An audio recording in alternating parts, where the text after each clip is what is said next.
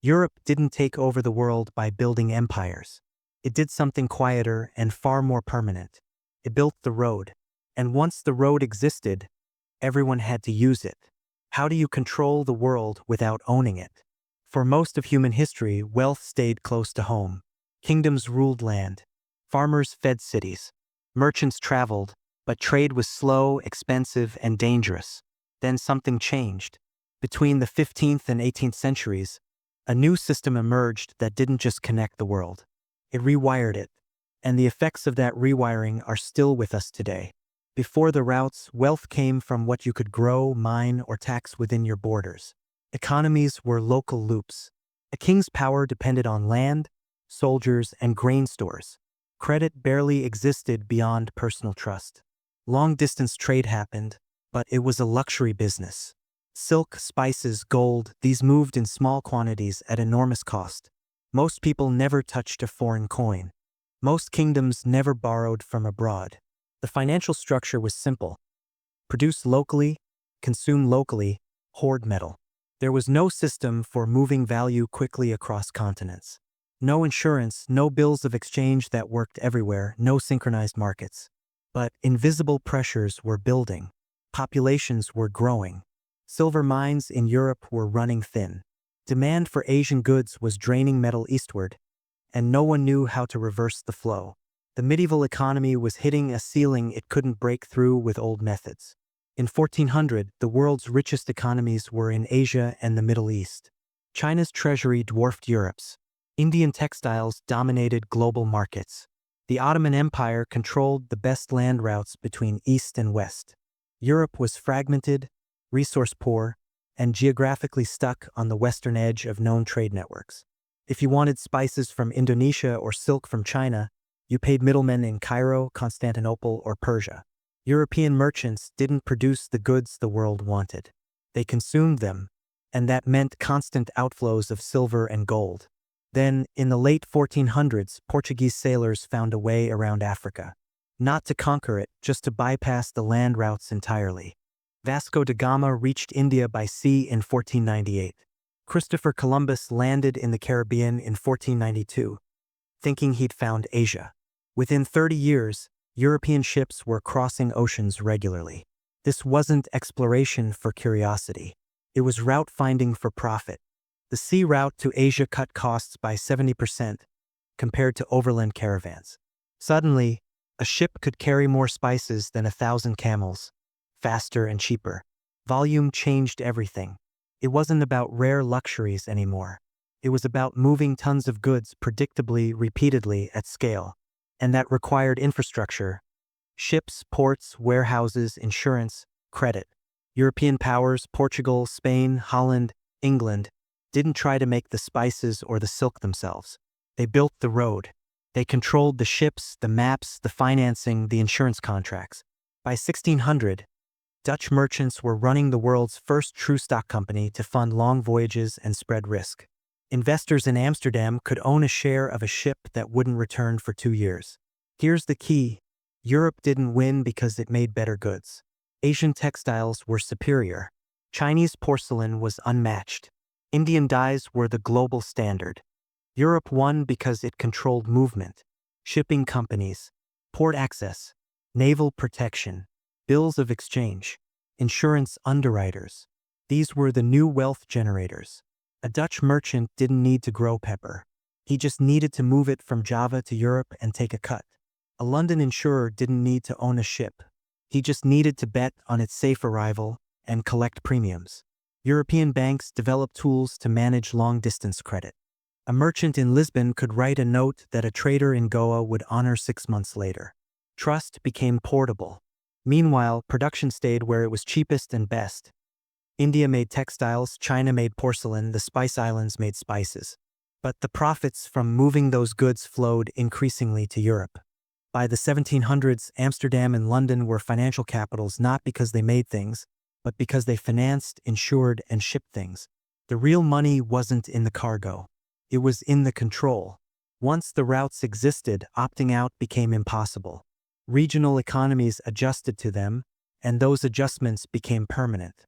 Indian weavers started producing for European tastes, not just local demand. Caribbean plantations grew sugar for European consumers. African economies began exporting labor itself, slaves, because that's what the route demanded. Local industries that couldn't compete with cheap imported goods collapsed. Bengali metalworkers lost markets. European textile towns went into decline when Indian cotton arrived. The route created dependencies that were hard to reverse. If your economy had restructured around exporting indigo or importing grain, you couldn't just switch back. The route had become the foundation. Even wealthy kingdoms found themselves trapped. The Mughal Empire in India was massive and rich, but it didn't control the sea routes.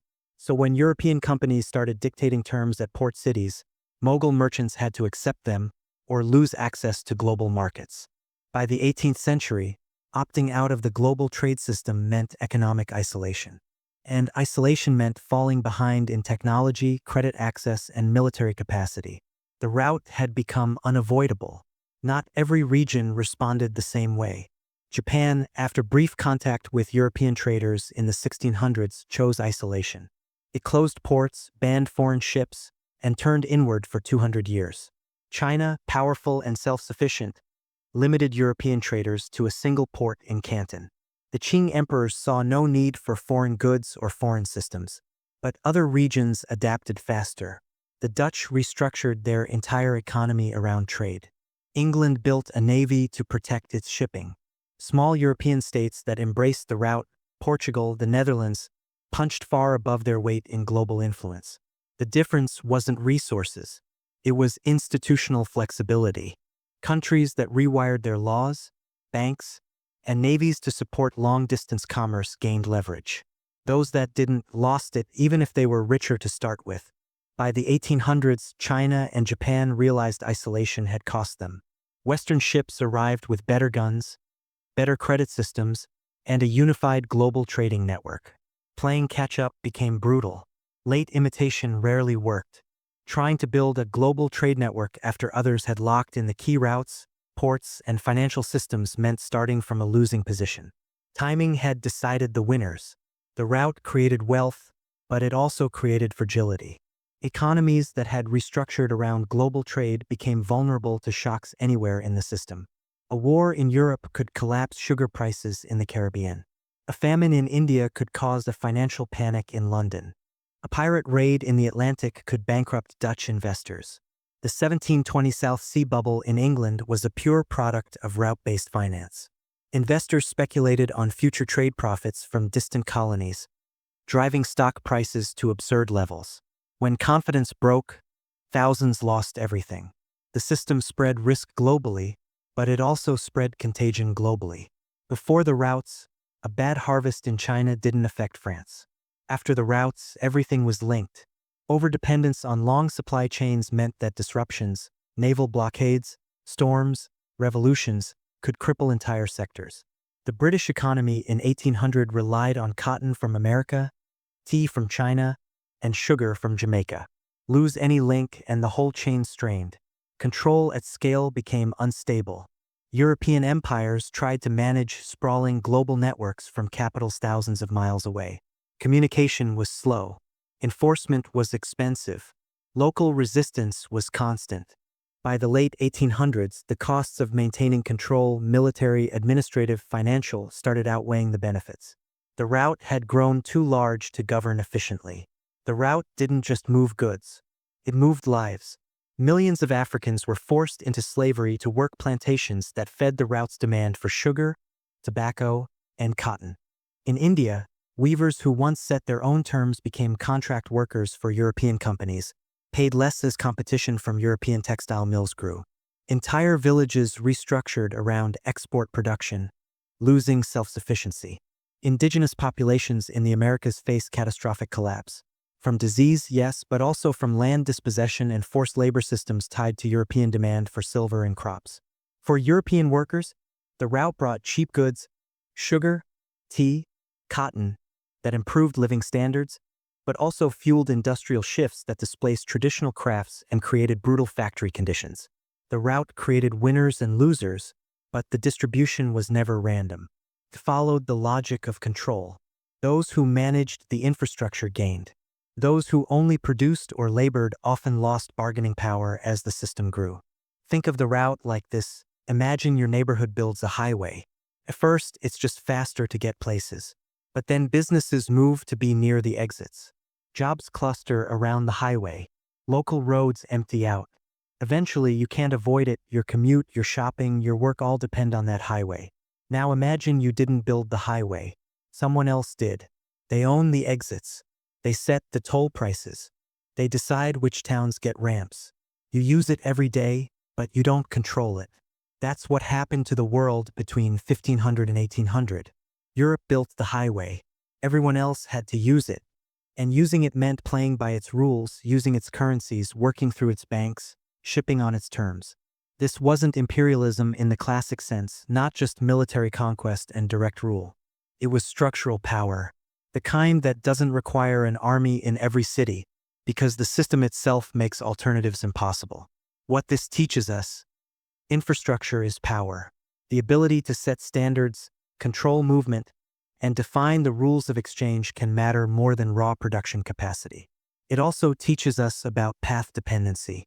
Once a system locks in, reversing it becomes nearly impossible. The route created dependencies that lasted centuries, even after formal empires ended. The route economy reveals a fundamental truth about how wealth concentrates.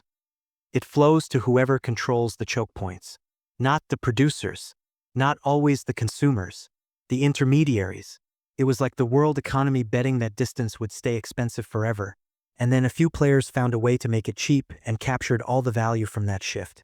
This pattern repeats in modern finance.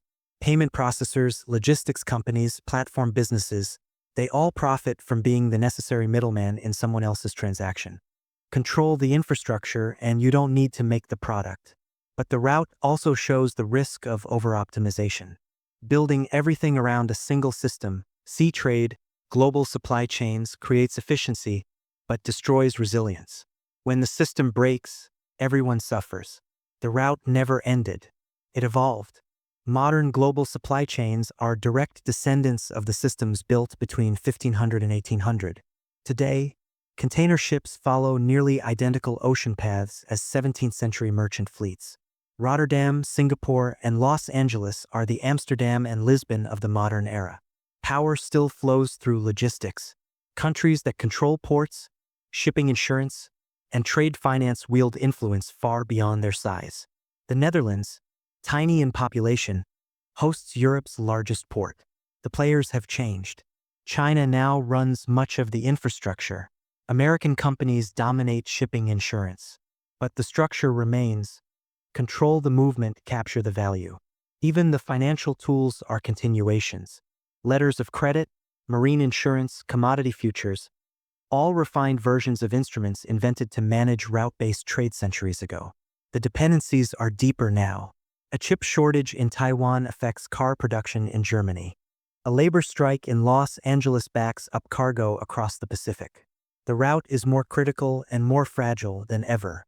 We live in the world the route created. A world where distance is cheap, but disruption is expensive. Where control beats production. Where the road matters more than the destination. Here's what we know. Europe didn't conquer the world through superior production or inevitable destiny. It built a global trade infrastructure when others didn't, and locked the world into using it.